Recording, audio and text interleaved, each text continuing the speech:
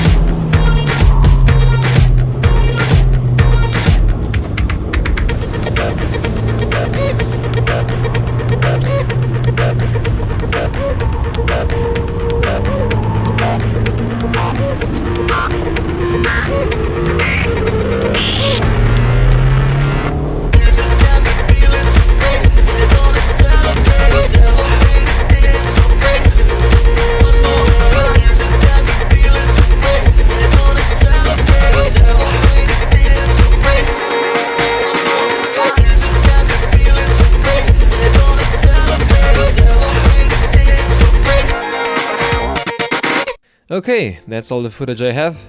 So how did the car perform? Really well. It handles great.